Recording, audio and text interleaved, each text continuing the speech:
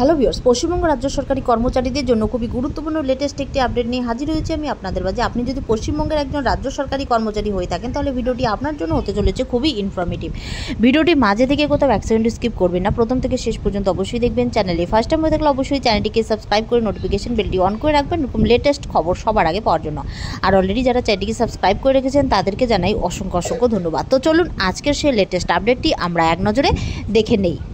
তো বন্ধুরা, আপনারা এখানে অন স্ক্রিনে দেখতে পাচ্ছেন পশ্চিমবঙ্গের সরকারি কর্মীদের বেতন ও পেনশন নিয়ে জরুরি নির্দেশ। জরুরি পরিস্থিতিতে বিল বন্ধ করে দিল নবান্ন।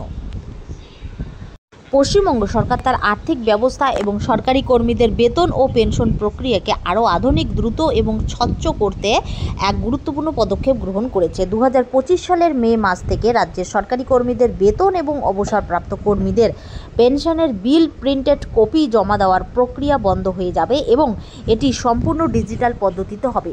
অর্থ দপ্তরের এক বিজ্ঞপ্তিতে জানানো হয়েছে যে অ্যাকাউন্ট্যান্ট জেনারেল পশ্চিমবঙ্গ থেকে আর কোনো কাগজের বিল জমা দেওয়ার প্রয়োজন হবে না। এই পদক্ষেপটি সরকারের গভর্নেন্স এবং ডিজিটাল আর্থিক ব্যবস্থাপনার দিকে একটি গুরুত্বপূর্ণ পদক্ষেপ।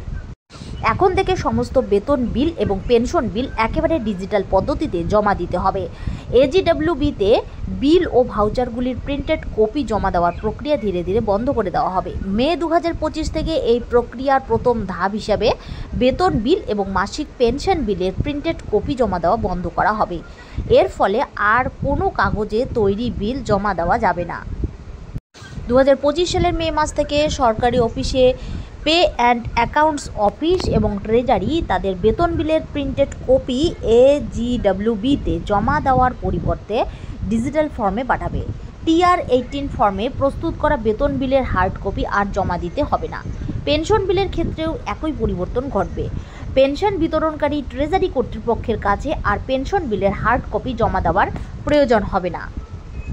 এই প্রক্রিয়ার মাধ্যমে সব তথ্য এজিডব্লিউবিতে মিডলওয়্যার এবং WBIFMS সার্ভারের মধ্যে নিরাপদে এবং স্বচ্ছভাবে আদান প্রদান হবে। এটি ইতিমধ্যেই চালু রয়েছে এবং ভবিষ্যতেও চলবে। এই পদক্ষেপটি রাজ্যের আর্থিক ব্যবস্থাকে আরও স্বচ্ছ, দ্রুত এবং দক্ষ করে তুলবে। সরকারি অফিসগুলির পক্ষে কাগজের বিল তৈরি এবং জমা দেওয়ার প্রক্রিয়া অনেক সময় সাপেক্ষ ছিল। এখন ডিজিটাল পদ্ধতির মাধ্যমে সেগুলো অনেক দ্রুত এবং সঠিকভাবে প্রক্রিয়া করা সম্ভব হবে।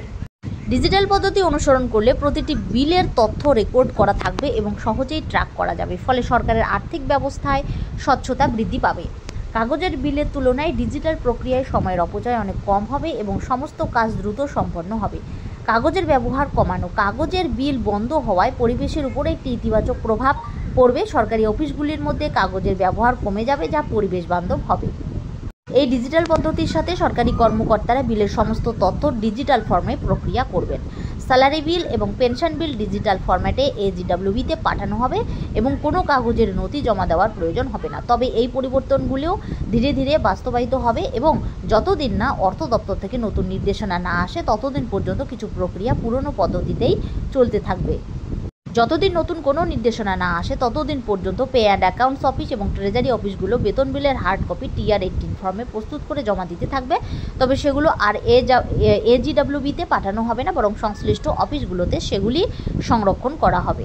এই ডিজিটাল পদ্ধতি চালু হয় রাজ্য সরকারের আর্থিক ব্যবস্থাপনা আরও আধুনিক এবং কার্যকর হয়ে উঠবে। ভবিষ্যতে আরও অনেক খাতে ডিজিটাল পদ্ধতি চালু হতে পারে, যা সরকারের কার্যক্রমকে আরও সহজ এবং দ্রুত করবে। পশ্চিমবঙ্গ সরকারের এই উদ্যোগ একটি বড় পদক্ষেপ যা রাজ্য সরকারের গভর্নেন্স ব্যবস্থাকে আরও শক্তিশালী করবে। ডিজিটাল আর্থিক ব্যবস্থাপনা শুধু সরকারের জন্য নয়, সাধারণ মানুষের জন্য অনেক সুবিধা নিয়ে আসবে। এই পরিবর্তন রাজ্যের প্রশাসনিক কার্যক্রমকে আরও স্বচ্ছ এবং দ্রুত করতে সাহায্য করবে এবং ভবিষ্যতে আরও অনেক খাতে ডিজিটাল ব্যবস্থাপনা আনা সম্ভব হবে।